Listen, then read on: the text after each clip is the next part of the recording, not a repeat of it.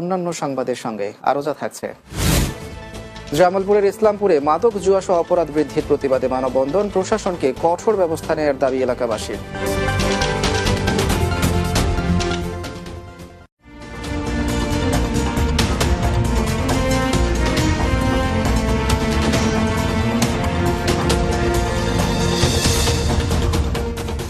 বিরতির পর দেশ বাংলায় স্বাগত আরও একবার।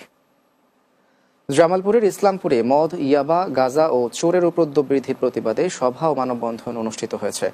উপজেলার নোয়ারপাড়া ইউনিয়নের কাঠমা জনতা বাজার বণিক সমিতির উদ্যোগে কাঠমা গ্রামের সর্বস্তরের জনগণের আয়োজনে সভা অনুষ্ঠিত হয়। বণিক সমিতির সভাপতি রকিবুল মেম্বারের সভাপতিত্বে এতে নোয়ারপাড়া ইউনিয়ন বিএনপির সভাপতি মনির হোসেন পলাশ, সাধারণ সম্পাদক জিল্লুর রহমান, মাহমুদপুর ইউনিয়ন বিএনপির সাংগঠনিক সম্পাদক জিল্লুর রহমান, নোয়ারপাড়া ইউনিয়ন বিএনপি সাংগঠনিক সম্পাদক বেল্লাল হোসেন সহ অনেকেই বক্তব্য রাখেন।